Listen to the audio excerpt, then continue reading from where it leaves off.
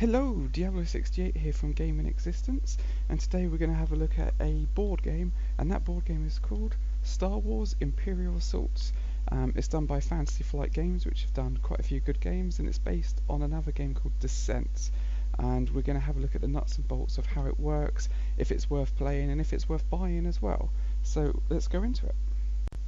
Now, a slight issue is the fact that I don't actually own the game. My friend is the board game king, and he owns Imperial Assault. But I'm not going to let that stop me, as I've gone into Tabletop Maker here in Steam, and we're going to have a look at the game itself.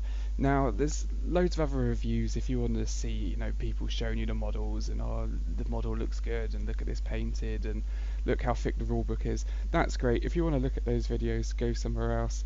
What I'm going to do is just go over the main mechanics and whether this game is actually fun to play, whether it's got strategy, things like that. I'm not going to go through and show you the 50-page rulebook or things like that. It's literally just the nuts and bolts. Is this worth picking up? Is it fun to play? I'm going to quickly burn through the basic mechanics of Imperial Assault, because if you've been looking at buying it, this probably isn't the first review you've looked at. So I'm just going to give you the basics, and that is the fact that it's up to 5 players, and you generally have one person who is the Imperial, so sort of the person who plays the bad guy or the dungeon master, and then you have up to 4 people who play the rebels, who control rebel characters. You can have it. I've only ever played this freeway, so we've had 2 rebel characters each, or I've been the Imperial and the other guys have had 2 rebel characters each. However you want to do it. They've also got a system for if you want to just play with 2 characters, they've got it all worked out for you as well. The Imperial player will set up a map, and there's a campaign that you go through, and depending what happens dictates what map that you set up next. So you have a board that you will set up, and the Imperial player will do this because there's sort of secret things that the rebels aren't allowed to know. And that is one aspect which is actually really good about Imperial Assault, and that is the fact that the rebels don't know what is going to happen. So this game was based on Descent, where you went through the entire rules, everyone knew exactly what the main objectives were of the mission. In Imperial Assault, you go through and potentially a door is opened, and then a load of bad guys jump out, or Darth Vader comes out, and as the rebels it actually makes it quite interesting to play, because you need to kind of prepare and be like, okay, actually let's get all of us ready behind this door before we open it, in case this ATST jumps out and shoots us. It does make it quite interesting, and you get a bit of theatre that you go through when, for example, when you set this mission up, the Imperial player would say, oh, you land in a planet and one of the guys jumps into the hijacked ATST, and now you get to control it, and you're going to be blowing up the Imperials. It's just a nice little touch that the game has, and it makes it interesting to play as the rebels, but also as the Imperial, as the bad guy, so that you can sort of plan your traps, and it's quite interesting to go through. So the nuts and bolts of it is the fact that you have the map, and you have these little hexes that you can see. So these are like each different space that your guy could go. So my guy could go here, 1 space, 2 space, and everything has got a sort of a amount of movement that it can use. If we zoom in and say my Imperial officer here, he's got a speed of 4. So effectively, if it was my turn to activate, I could move him up to 4 of these little spaces. Nice and easy to work out. Everything is taken 1 turn at a time. So if the rebels activated, and let's say they activated this Saskia over here, what's she got? She's got 5 speed, so she could go 1, 2, 3, 4, 5, and then take another action to shoot, for example. After she'd taken all of her actions, the Imperial player gets to take his actions, and units work in, you get to activate an entire unit. So for example, the stormtroopers, if we zoom in, they've got 3 little dashes on this left hand side, which means I'd be activating all 3 of their troops. Whereas for example, this Royal Guard, they've got 2, I'd just be activating both of those at the same time. So it does make it interesting, and it makes it tactical as well.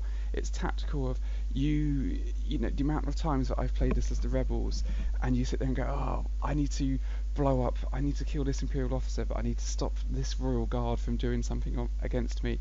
And it makes the moving around, deciding what you do, action economy is really, really important in this game. And that's what makes it interesting. That's what adds to the strategy of what you're going to do.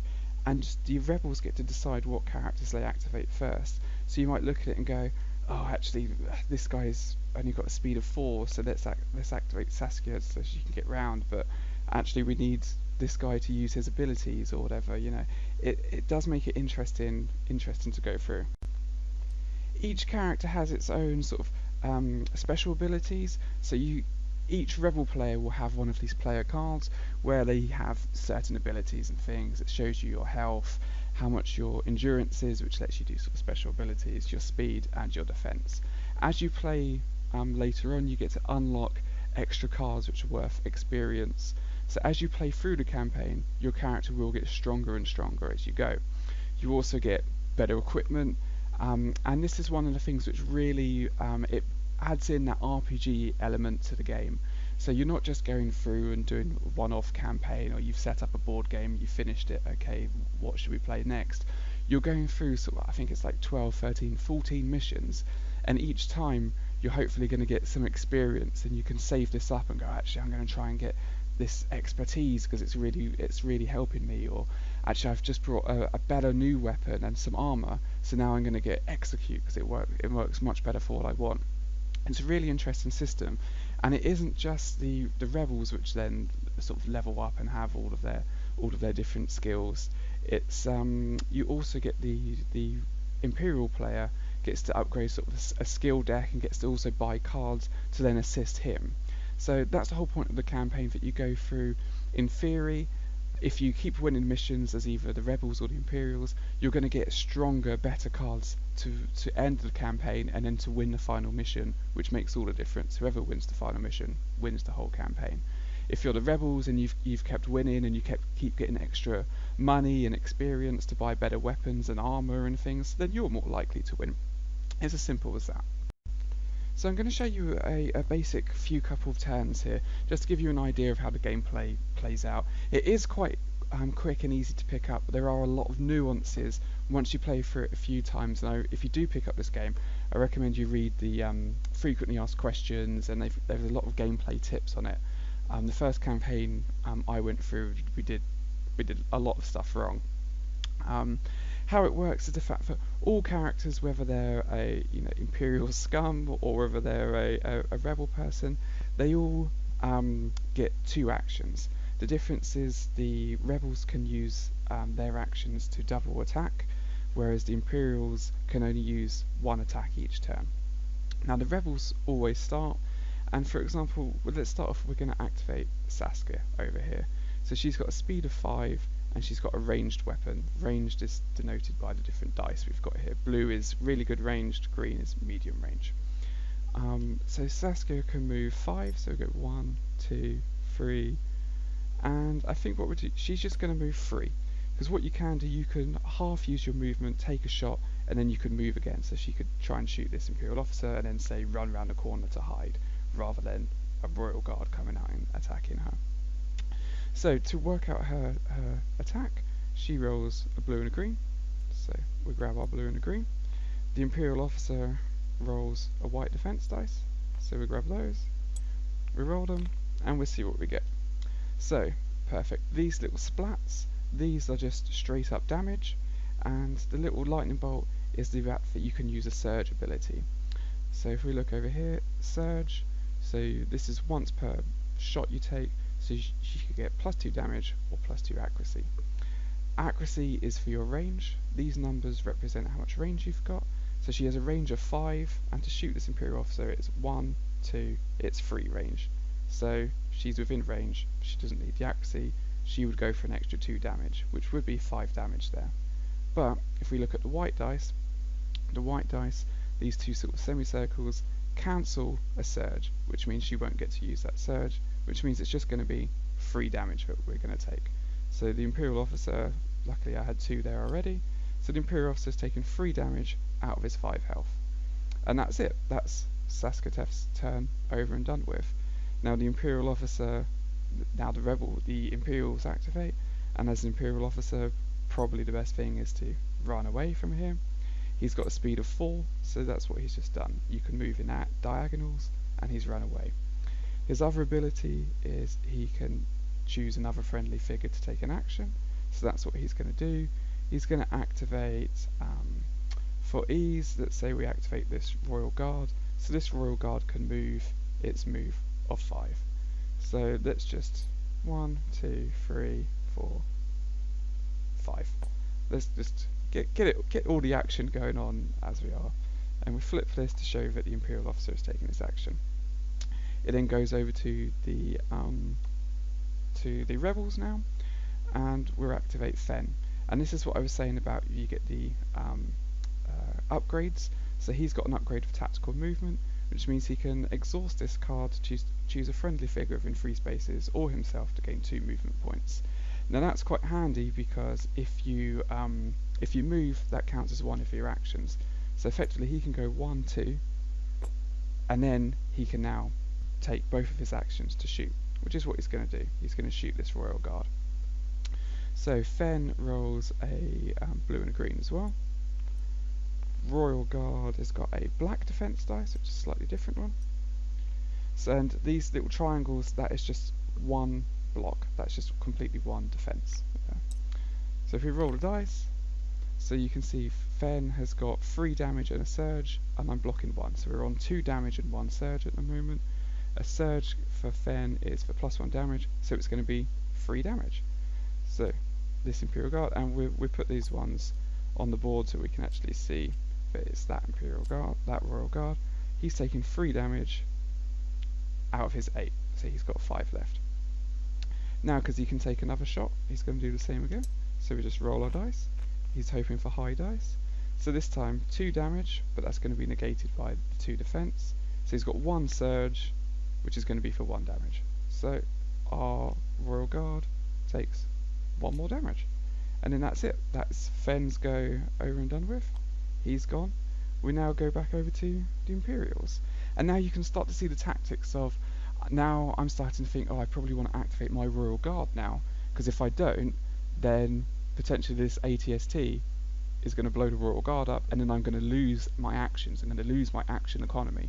So then, for example, let's just say I activate the Royal Guard, so he's going to move here and attack Saskia. He rolls a red and a yellow, so that's more melee.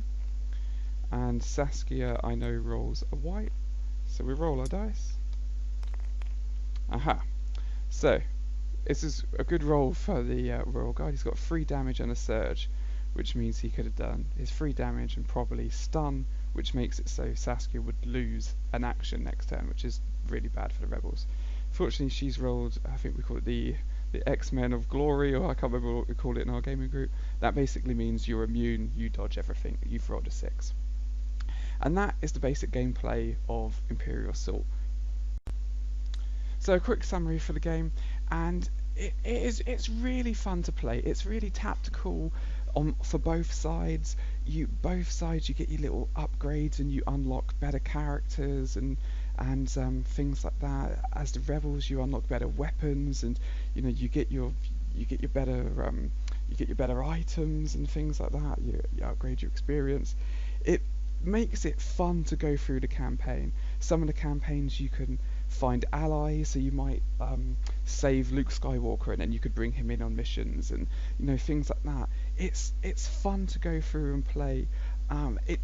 We have had it a few times. I get a bit I don't play well with others, and sometimes especially if I've got other rebel players on my side and I desperately think that this is the best tactic and they decide that they want to suicide somewhere, you do have to work together as the rebels.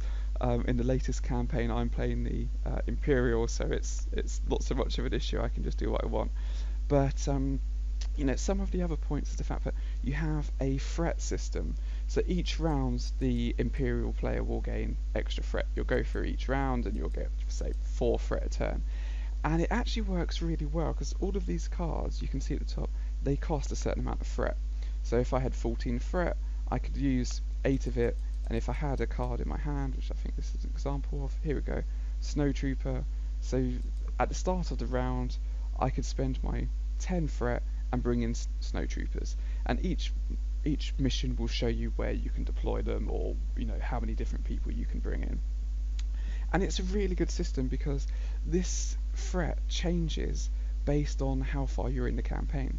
So this mission here happens to be the second mission in the campaign that we're going to be playing, but it could be the seventh mission, but it still works out okay because the threat will just be higher. Later on, you get more threat per turn. So even though the starting, the rebels might have loads of extra equipment and things like that, you still have the same starting troops, but you're going to get threat. You're going to get more threat, which means you're going to be able to bring down better troops. And in theory, the Imperial player will have its own upgraded cards, and you get like attachments that you can attach onto your people to make it so they've got more armor and things like that. So the game is actually really well polished, considering how much depth there is to it, considering how the rebels could win the first 5 missions and get loads of decent equipment, yet it's still quite balanced for the Imperial player. I think a lot of thought and time has gone into this game to make it as good as it is. And the couple of campaigns we've done, some of the missions have literally gone down to the last move. The rebels have literally just activated the last computer console they need to. They just need to survive one hit, and it can come down to, yes, I survive, and the rebels win the mission. There's literally been, I don't know, 6-7 missions where it's literally come down to that last final thing, that last action, and I think that shows you how well balanced the game is. It's definitely worth picking up.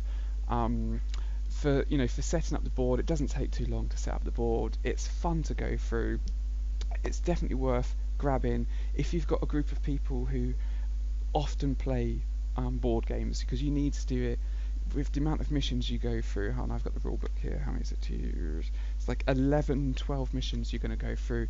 That's if you're playing once a week. If you're lucky, that's 12 weeks. Some of these boards, if you can quickly make it up, some of the missions, I don't know, you could probably play it, depending how sort of procrastinating the people you're playing with are, 45 minutes to an hour you could play a mission. So perhaps you could get 2 missions out in one evening, but you need a dedicated group of people who are into board games and into sort of playing this kind of dynamic.